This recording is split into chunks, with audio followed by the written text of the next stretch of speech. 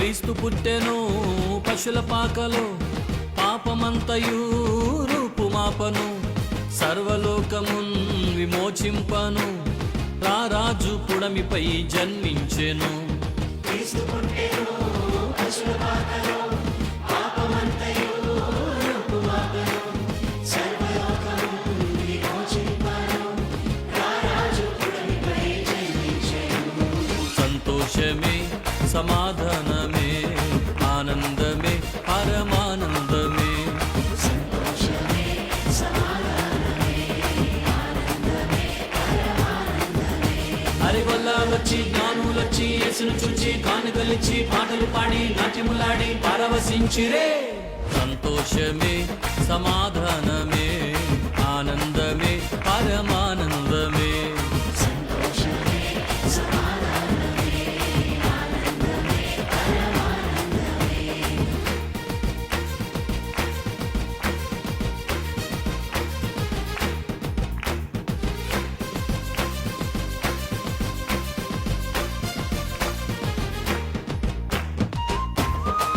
సంతోషంగా చప్పట్లు కొడుతూ అంధకార బంధకములు తెంచడానికి వచ్చిన రారాజును హృదయపూర్వకంగా ఆరాధన చేద్దాం. ఆమేన్.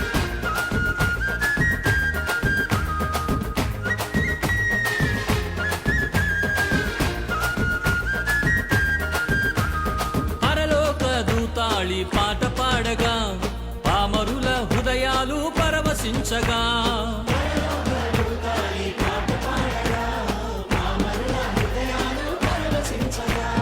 అజ్ఞానము అదృశ్యమాయను, అంధకార బంధకములు తొలగిపోయెను.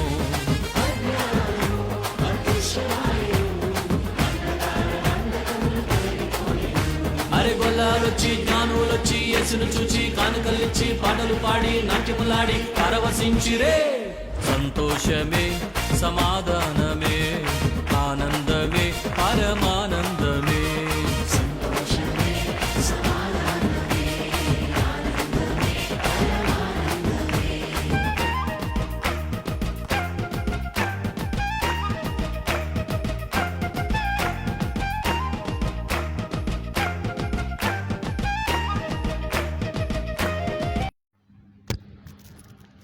క్రీస్తునందు ప్రియ సహోదరి సహోదరులారా, లోకరక్షకుడైన యేసుక్రీస్తు ప్రశస్తమైన నామమును బట్టి మీకందరికీ నా హృదయపూర్వకమైన క్రిస్మస్ యొక్క శుభాకాంక్షలు తెలియచేస్తా ఉన్నాను. ఈ 2024 సంవత్సరము డిసెంబర్ నెల ఈ 13వ తారీఖు ఈ శుక్రవారము ఈ క్రిస్మస్ యొక్క ఆరాధన కూడికకు చేరివచ్చి ఉన్న మీ అందరికీ మన ప్రభువు మన రక్షకుడైన యేసుక్రీస్తు ప్రశస్తమైన నామమును బట్టి మీకందరికీ నా హృదయపూర్వకమైన శుభాభివందనములు తెలియచేస్తా ఉన్నాను.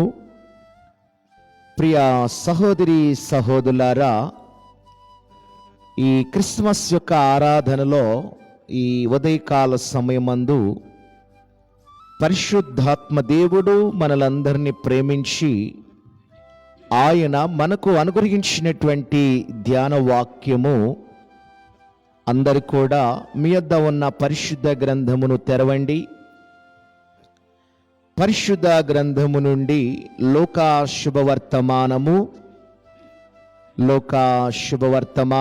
2వ అధ్యాయము 8వ వాక్యమును ధ్యానం చేద్దాం.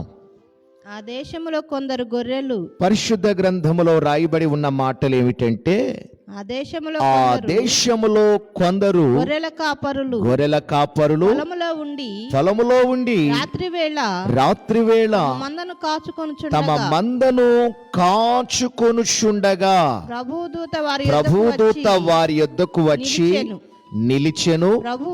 ప్రభువు మహిమ వారి చుట్టూ ప్రకాశించినందున వారు మిక్కిలి భయపడిరి.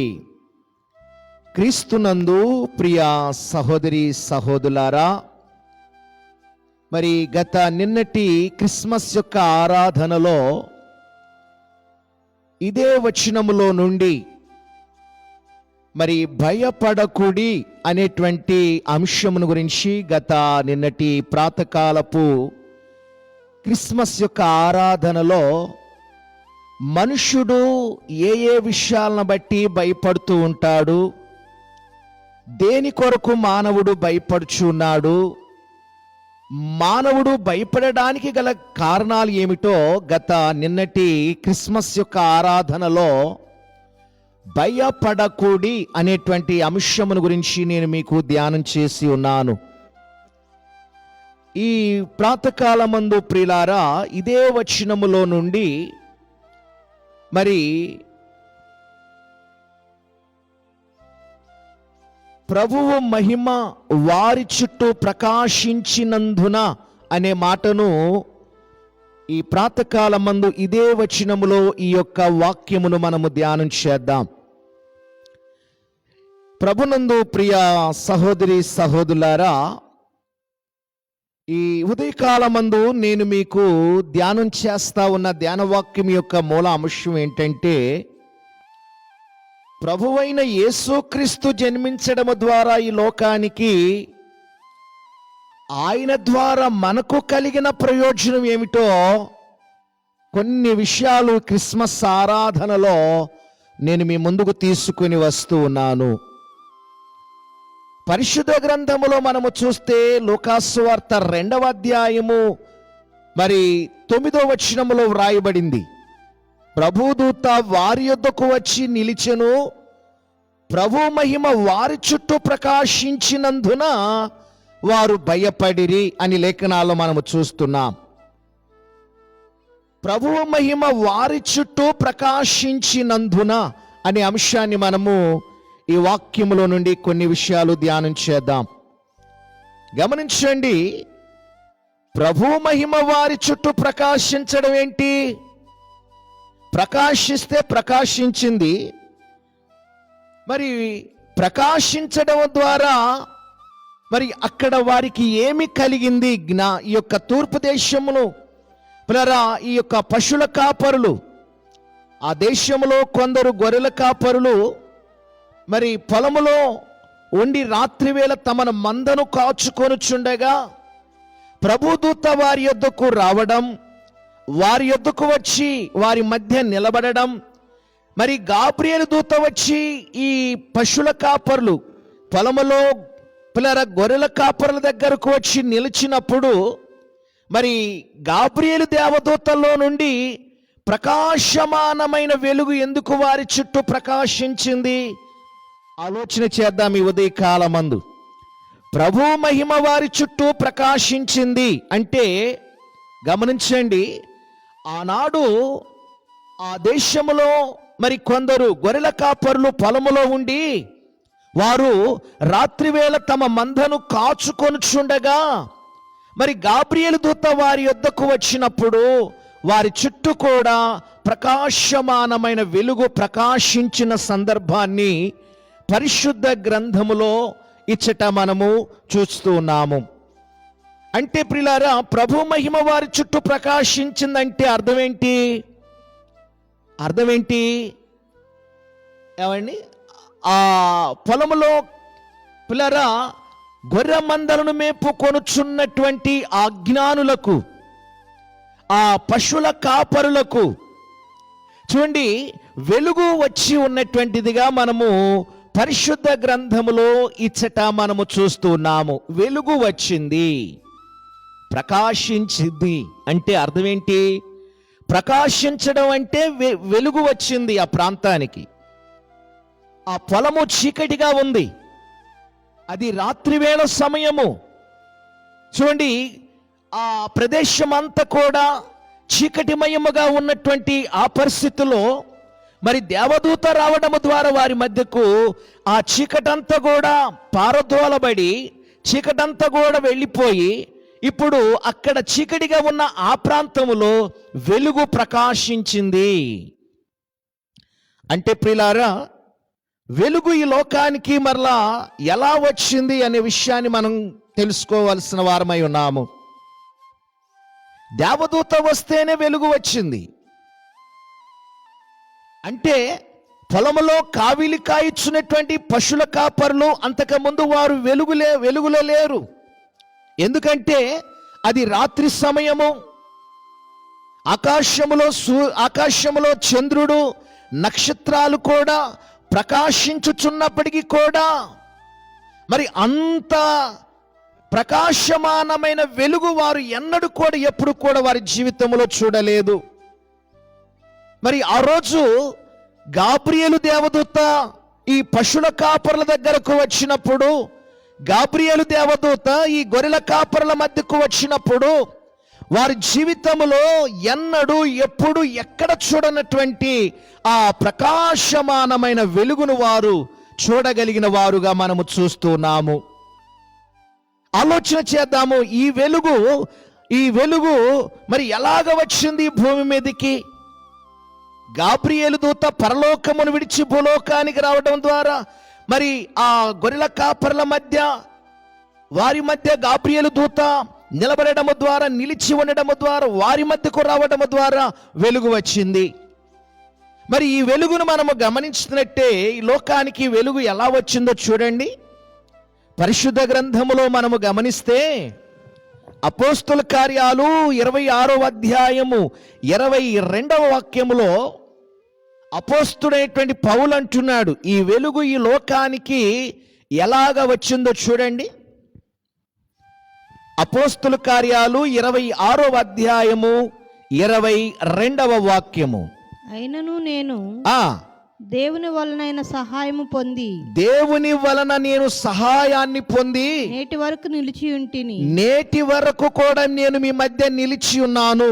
క్రీస్తు శ్రమపడి, ఇదిగో యేసుక్రీస్తు వారు సర్వమానవాళి పాప పరిహార్థము నిమిత్తము ఈ లోకానికి ఆయన వచ్చి కన్య మరియ గర్భమందు ప్రభువైన యేసుక్రీస్తు వారు జన్మించి శ్రమపడి 33.5 సంవత్సరాలు భూలోకములో ఆయన జీవించి గొప్ప పరిచర్యను జరిగించి, మరి ఆయన యవన కాలములో యవనస్తుడుగా ఉండగానే సర్వమానవాళి పాప పరిహార్థము నిమిత్తము ఈ లోక కళ్యాణము నిమిత్తము యేసుక్రీస్తు వారు మరి కల్వరి శిలువలో సర్వమానవాళి కొరకు ఆయన తన ప్రాణార్పణను బలి చేసి శిలువలో తాను మరణించి తన ప్రాణాన్ని మనకు అర్పణగా అర్పించి సమాధి చేయబడి తిరిగి 3వ దినమందు పునరుద్ధానముడు ద్వారా తిరిగి లేచిన వాడుగా మనము చూస్తున్నాము. ఆ విషయాన్ని ఆనాడు మరి అపోస్తులైనటువంటి పౌలు ప్రియులారా చూడండి, అపోస్తుల కార్యాలు 26వ అధ్యాయం 22వ వాక్యములో మరి లోకమునకు గాబ్రియేలు దేవదూత ఈ లోకానికి రావడం ద్వారా వెలుగు వచ్చింది. ఆ గొర్రెల కాపర్ల చుట్టూ ప్రకాశమానమైన వెలుగు ప్రకాశించింది. అంతకుముందు గాబ్రియేలు దూత రాకముందు ఆ గొర్రెల కాపర్లు ఆ ప్రాంతమంతా కూడా మరి కారు చీకటిగా ఉంది, కట్టిక చీకటి. చూడండి, దేవదూత అచ్చటకు రావడం ద్వారా వెలుగు ప్రకాశించింది. మరి ఆ పశువుల కాపరులు, ఆ గొర్రెల కాపరులు వారి జీవితంలో ఎప్పుడు కూడా మరి అంత ప్రకాశమానమైన వెలుగును వారు చూడలేకపోయారు. అయితే ఇప్పుడు వారు గాబ్రియేలు దేవదూత వారి మధ్యకు వచ్చి నిలిచినప్పుడు, వారితో మాట్లాడుచున్నప్పుడు మరి ప్రకాశమానమైన వెలుగు ఆ దూతలో నుండి ప్రకాశించుచున్నటువంటిదిగా ఈ యొక్క గొర్రెల కాపరులు చూస్తున్న దృశ్యాన్ని మనము చూస్తూ ఉన్నాము. కనుక ప్రియులారా, అసలు ఈ వెలుగు ఎలాగ వచ్చింది భూమి మీద కంటే అపోస్తుల కార్యాలు 26వ అధ్యాయము 22వ వాక్యములో ఉంది, యేసుక్రీస్తు పునరుద్ధానము ద్వారా ఈ లోకానికి వెలుగు వచ్చింది అని దేవుని వాక్యములో మనము చూస్తూ ఉన్నాము. వెలుగు ఈ లోకానికి ఎలాగ వచ్చింది? యేసుక్రీస్తు రాక ద్వారా, యేసుక్రీస్తు జననము ద్వారా వెలుగు వచ్చింది. 2, యేసుక్రీస్తు పునరుద్ధానము ద్వారా ఈ లోకానికి వెలుగు వచ్చింది. 3 ప్రియులారా, ఈ లోకానికి వెలుగు ఎలా వచ్చిందో చూడండి. 119వ కీర్తన 105వ వాక్యములో పిల్లలు వ్రాయబడి ఉన్న మాట ఏమిటో తెలుసా? కీర్తనాకారుడు అంటున్నాడు, 119వ కీర్తన 105వ వాక్యములో కీర్తనాకారుడు అంటున్నాడు, ప్రభు యొక్క వాక్యము ద్వారా ఈ లోకానికి వెలుగు వచ్చింది. దేవుని యొక్క వాక్యము, బైబిల్లో రాయబడిన ఈ వాక్యము నా పాదములకు దీపము అని వ్రాయబడింది. అంటే దేవుని యొక్క వాక్యము ద్వారా ఈ లోకానికి వెలుగు వచ్చింది. ఏ కుటుంబంలోనైతే ఉదయకాలమందు దైవ వాక్యమును ఉంటాదో, దైవ వాక్య సందేశాలు ఏ కుటుంబాలనైతే వింటూ ఉంటారో, దైవ వాక్యాన్ని ఎవరైతే పారాయణము చేస్తూ ఉంటారో, అట్టి కుటుంబాలకు, అట్టి హృదయాలకు దేవుని యొక్క వెలుగు ప్రకాశించుచు ఉంటుందని పరిశుద్ధ గ్రంథములో ఇక్కడ మనము చూస్తూ ఉన్నాము. గమనించండి ప్రియులారా, ప్రభు యొక్క వాక్యము ద్వారా ఈ లోకానికి వెలుగు వచ్చింది. ఎందుకంటే ఆదికాండము ప్రారంభం అధ్యాయములు మనము చూస్తే ప్రియులారా, భూమి నిరాకారముగా ఉంది, భూమి శూన్యములో వేలాడదీయబడింది. అయితే దేవుని యొక్క ఆత్మ అగాధ జలములపై, దేవుని యొక్క ఆత్మ అల్లాడుచున్నటువంటిదిగా మనము చూస్తూ ఉన్నాము. కనుక ప్రియులారా, చీకటి భూలోకములో దేవుడు చూచినప్పుడు ఈ భూలోకం అంతా కూడా అగాధ జలములపై దేవుని యొక్క ఆత్మ అల్లాడుచున్నది. భూమి నిరాకారముగా ఉన్నది, భూమి శూన్యములో వేలాడదీయబడి ఉన్నది. అలాంటి పరిస్థితుల్లో దేవుడు, యెహోవా దేవుడు ఈ భూలోకమును చూచి పిల్లరా, తాను చీకటిగా ఉన్నటువంటి లోకాన్ని ఆయన తన నోటి ద్వారా వెలుగు కలుగుగాక అని శ్వాసించగానే చీకటంతా కూడా, ఈ లోకములో ఉన్న చీకటంతా కూడా పిల్లరా మటుమాయమైపోయి ఈ లోకమంతా కూడా ఆయన వాక్కు ద్వారా, ఆయన చల్లని మెల్లని చల్లని స్వరములో ద్వారా ప్రియులారా ఈ లోకమంతా కూడా వెలుగుగా ప్రకాశించినటువంటిదిగా మనము చూస్తూ ఉన్నాము. దేవుని వాక్కు ద్వారా మొట్టమొదటిగా ఈ లోకానికి వెలుగు వచ్చింది.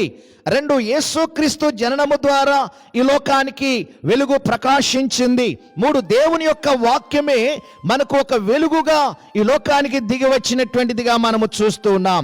అంత మాత్రమే కాదు, 118వ కీర్తన 27వ వాక్యములో కీర్తనాకారుడు అంటున్నాడు, ఆయన ద్వారా ఈ లోకానికి వెలుగు వచ్చిందట. ఎవరి ద్వారా ఈ లోకానికి వచ్చింది? ఈ లోకమును వెలిగించినటువంటి వ్యక్తి ఎవరు?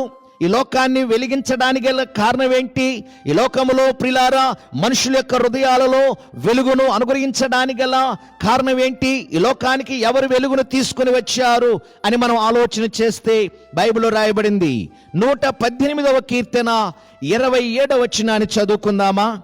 యెహోవాయే దేవుడు, యెహోవాయే దేవుడు, ఆయన మనకు వెలుగును అనుగ్రహించుచున్నాడు. యెహోవాయే దేవుడు, ఆయన మనకు వెలుగును అనుగ్రహించుచు ఉన్నాడు. దేవుడు మనకు వెలుగును అనుగ్రహిస్తూ ఉన్నాడండి.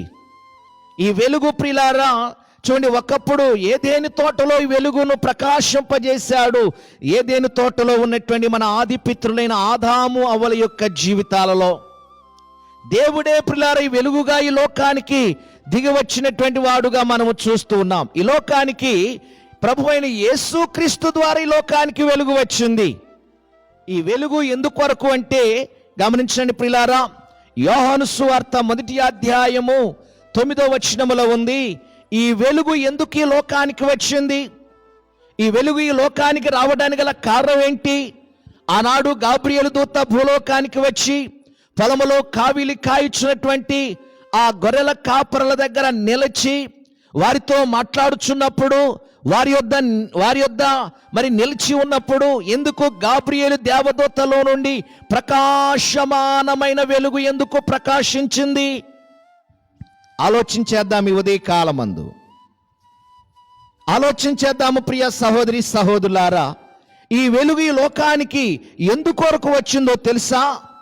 యోహాను సువార్త 1వ అధ్యాయము 9వ వాక్యములో ఉంది, ప్రతి మనిషిని నిజమైన వెలుగు ఉండెను, నిజమైన వెలుగు ఈ లోకములో ఉండెను, అది లోకంలోనికి వచ్చుచు, ఇది నిజమైన వెలుగు లోకానికి వచ్చుచు ప్రతి మనిషిని వెలిగించు. ఇదిగో ప్రతి మనిషిని కూడా వెలిగించడానికి ఈ వెలుగు పరలోకము నుండి భూలోకానికి దిగి వచ్చింది. ఆలోచించేయండి ప్రియ సహోదరి సహోదరులారా. ఈ క్రిస్మస్ యొక్క శుభవేళలో, ఈ క్రిస్మస్ యొక్క పర్వదినాలలో జీవించుచున్నటువంటి మన ఆధ్యాత్మికమైన జీవితాలలో మరి వెలుగు ఎందుకు యేసుక్రీస్తు వారు ఈ లోకానికి రావడం ద్వారా వెలుగును తీసుకుని వచ్చాడు? ఆయన పుట్టినప్పుడు లోకమంతా కూడా వెలిగించబడింది. అంత మాత్రమే కాదు, ఆకాశములో తూర్పు దిక్కున మరి ఆకాశ మండలములో ఒక ప్రకాశమానమైనటువంటి ఒక నక్షత్రము కూడా ప్రకాశించడం అనేటువంటిది మనము చూస్తున్నామే. ఎంత గొప్ప వెలుగు ఈ లోకానికి ఎందుకు వచ్చింది? అసలు ఈ వెలుగు ఎందుకొరకు అని మనం ఆలోచన చేస్తే బైబిల్ గ్రంథములో మనము చూస్తున్నాం. ప్రభు అయిన యేసుక్రీస్తు వారు తాను పరిచర్య చేస్తా ఉన్నటువంటి ఆ రోజుల్లో సర్వ మానవాళిని ఉద్దేశించి ఆయన ప్రబోధించినటువంటి ప్రబోధం ఏంటో తెలుసా? నేను నిజమైనటువంటి వెలుగును, ఈ లోకానికి నా తండ్రి నన్ను వెలిగించడానికి, మిమ్మల్ని వెలిగించడానికి ఒక వెలుగుగా నా తండ్రి నన్ను మీ కొరకు మీ మధ్యకు పంపించాడని ప్రభువే ఒక రోజు సర్వ సమాజం ఉద్దేశించి ఆయన ప్రబోధించినటువంటి ప్రబోధాల్లో మనము చూస్తూ ఉన్నాము. కనుక ఈ వెలుగు ఎందుకొరకు అంటే ప్రతి మనిషిని వెలిగించడానికి యేసుక్రీస్తు వారు 2000 సంవత్సరాల క్రితము ఈ లోకములో మన కొరకు ఆయన పుట్టాడు. ఆయన పుట్టుక ద్వారా ఈ లోకానికి వెలుగు కలిగింది. అంత మాత్రమే కాదు, యోహాను సువార్త 12వ అధ్యాయము 46వ వాక్యములు మనము చూస్తే మానవులు ఎవరు కూడా ఈ లోకములో జీవించుచున్నటువంటి ఏ మనిషి కూడా చీకటిలో ఉండకూడదు. ప్రతి ఒక్కరు కూడా వెలుగులోనే నడవాలి, వెలుగులోనే జీవించాలి, వెలుగు వారి కుటుంబాల్లో వెలుగు ప్రకాశించుచూ ఉండాలి అని, మన కుటుంబాలలో ఉన్నటువంటి చీకటిని, మన హృదయములో ఉన్నటువంటి అంధకారమును దేవుడు దూరపరచడానికి ప్రభువైన యేసుక్రీస్తు వారు నిజమైన వెలుగుగా వెలిగించడానికి, మనలో ఉన్న చీకటిని పారదోలడానికి పిల్లరా ఆయన వెలుగుగా ఈ లోకానికి ప్రభువారు దిగి వచ్చారు. ఎందుకు అని మనం ఆలోచన చేస్తే మనుషులు ఎవరు కూడా చీకటిలో ఉండకూడదు. ప్రపంచంలో మనము చూస్తే ప్రియులారా 150 కోట్ల మంది ప్రజలు ప్రపంచంలో ఉన్నారు. ఈ ప్రపంచంలో ఉన్నటువంటి ఏ మనుష్యుడు కూడా, ఏ వ్యక్తి కూడా చీకటిలో ఉండకూడదు, అంధకారములో ఉండకూడదు. కనుక ప్రతి ఒక్కరిని కూడా చీకటిలో నుండి వెలుగులోనికి నడిపించడానికి ప్రభు అయిన యేసుక్రీస్తు వారు మనలను ప్రేమించి, మనము చీకటిలో ఉన్నప్పుడు చీకటిలో ఉన్నటువంటి మనలను వెలుగులోనికి నడిపించడానికి ఆయన క్రిస్మస్గా మన మధ్యకు వెలుగుగా ఈ లోకానికి ప్రభు దిగి వచ్చారు. ఇంకా మనము చూస్తే యోహాను సువార్త 12వ అధ్యాయము 36వ వాక్యాన్ని కూడా చదువుకుందామా? యోహాను సువార్త 12వ అధ్యాయము 36వ వాక్యము. మీరు వెలుగు సంబంధులగునట్లు, మీరు ప్రభు అంటున్నాడు, మీరు వెలుగు సంబంధులగునట్లు మీకు వెలుగుండగానే వెలుగునందు విశ్వాసముంచుడని ఇదిగో చెప్పాను. మీరు వెలుగు సంబంధులు గనుక మీ మధ్య వెలుగు ఉండగానే వెలుగునందు మీరు ఏమి కలిగి ఉండాలంటున్నాడు దేవుడు? విశ్వాసము కలిగి ఉండాలి. కనుక ప్రియులారు, ఇక్కడ మనము గమనిస్తే మనుషులందరూ కూడా వెలుగు సంబంధులుగా చేయడానికి ఆలోచన చేయండి. ఈ లోకములో ఉన్నటువంటి ప్రతి మనిషిని కూడా వెలిగించడానికి, ప్రతి వ్యక్తి యొక్క జీవితంలో పిల్లరా వెలుగు సంబంధులుగా ఆయన మనలను చేయడానికి ఆయన యొక్క ప్రకాశమానమైన వేగు చుక్కగా ఈ లోకానికి ప్రభువారు మన కొరకు క్రిస్మస్గా ఆయన జన్మించాడు. ఎందుకు అంటే మనుషులందరూ కూడా వెలుగు సంబంధులుగా ఉండాలి అని. యేసుక్రీస్తు వారు శరీరధారుడుగా, నరుడుగా, నరవతారుడుగా, మరి కన్య మరియ గర్భమందు నజరేతు నివాసి అయినటువంటి మరి మరియమ్మ గర్భమున ప్రభువారు జన్మించకపోతే ఈ లోకములో మనుషులందరూ కూడా చీకటిలోని ఇప్పటి వరకు జీవిస్తూ ఉండేవారు. చీకటి అనగా పాపము. పిల్లలు, ఈ పాపాన్ని ఈ వాయుమండలం మీద, ఈ ధరణిలో, ఈ విశ్వములో సాతానుడు అనేటువంటి వాడి భూలోకం అంతటిని కూడా వాడు ఏలుబడి చేస్తూ ఉన్నాడు. తేజో నక్షత్రమైన వేకువ చుక్క తన గర్వముతో దేవుని సింహాసనాన్ని అధిష్ఠించి పైకి తన సింహాసనం వేసుకోవాలని ఆశించినటువంటి ఆ ప్రధాన గాయకుడు, ప్రధాన దూత అయినటువంటి లూసిఫరు తన్ను తాను హెచ్చించుకోవడము ద్వారా మరి దేవుని సింహాసనం నుండి వాడు భూలోకానికి త్రోసివేయబడిన వాడుగా మనము చూస్తున్నాము. చూడండి పిల్లారా, వాడితో పాటు 3 కోట్ల మంది తన అనుచరులు కూడా లూసిఫర్ అనబడే దేవదూతతో పాటు వాడు ఒక్కడే భూలోకానికి రావడం మాత్రమే కాకుండా పరలోకము దేవుని ద్వారా త్రోసివేయబడి వాడితో పాటు 3 కోట్ల మంది తన అనుచరులు కూడా ఈ భూలోకానికి తనతో పాటు తీసుకుని వచ్చాడు. కనుక ప్రియులారా చూడండి, ఈ 3 కోట్ల మంది ఈ దూతలు ప్రియులారా లూసిఫర్ యొక్క అనుచరులు ఈ సర్వలోకాన్ని వాళ్ళు పరిపాలన చేస్తూ ఉన్నారు. ఈ లోకాధికారి అయినటువంటి లూసిఫర్, లోకాధికారి అయినటువంటి సాతానుడు ప్రజల యొక్క హృదయాలలో జొరబడి పిల్లరా వారి జీవితాలను అంధత్వము చేస్తున్నాడు, గాఢాంధకారము చేస్తున్నాడు, ప్రతి కుటుంబాలను కూడా చీకటిగా మారుస్తూ ఉన్నాడు. అలాంటి వారి కుటుంబాల నుండి దేవుడు వెలుగును అనుగ్రహించడానికి పిల్లరా ఈ భూలోకములో ఉన్న మనుషులందరినీ కూడా వెలుగు సంబంధులుగా చేయడానికి, వెలుగునివ్వడానికి దేవుడు తన ప్రియ కుమారుడైనటువంటి క్రీస్తును స్వయముగా ఈ లోకానికి మన కొరకు ప్రభువారిని దేవుడు పంపించాడు. ఈ లోకములో మనుషులను ఈ వెలుగును ప్రియులారా చివరిగా మనము చూస్తే 43వ కీర్తన 3వ వచనములో రాయబడింది, ఈ లోకములో ఉన్న మనుషులను ఈ వెలుగు అనేటువంటిది చివరికి ఎక్కడికి తీసుకుని వెళ్ళిపోతుందో చూడండి. కీర్తన 43:3 వచనము, నీ వెలుగును నీ సత్యమును, నీ వెలుగును దావీదంటాడు, నీ వెలుగును నీ సత్యమును బయలుదేరజేయును, అవి నాకు త్రోవ చూపు. అవి నాకు నీ వెలుగు నాకు త్రోవను చూపిస్తున్నాయి. అవి నీ పరిశుద్ధ పర్వతమునకు, ఇదిగో ఆ నీలో ఉన్నటువంటి వెలుగు నాకు దారి చూపించడం మాత్రమే కాదు, నన్ను వెలిగించడం మాత్రమే కాదు, నీలో ఉన్న ఆ వెలుగు నాలోకి వచ్చి నన్ను ఏమి చేస్తా ఉందో తెలుసా? ఇదిగో పరమ కానానులోనికి ఆ వెలుగే, నీవు వెలిగించిన వెలుగు, నీలో ఉన్నటువంటి వెలుగు నాలో వెలిగించి నన్ను ఈ లోకము నుండి నాకు త్రోవను చూపించి పరమ కానానులోనికి ఆ వెలుగే నన్ను తీసుకుని వెళుతుందని కీర్తనాకారుడైన దావీదు అంటున్నాడు. ఆలోచించేయండి, అర్థమైందా దేవుని వాక్యము? ఈ లోకములో నిజమైన వెలుగు ఉండెను, ఆ వెలుగు ప్రభువైన యేసు క్రీస్తులో ఉండెను. ఆ వెలుగు ఈ లోకాన్ని వెలిగిస్తా ఉంది. పిల్లరా, వెలుగు ప్రకాశించాలి అంటే కొవ్వొత్తి పిల్లరా అది క్రమేబీ ఒత్తు కాలిపోతూ ఉండాలి.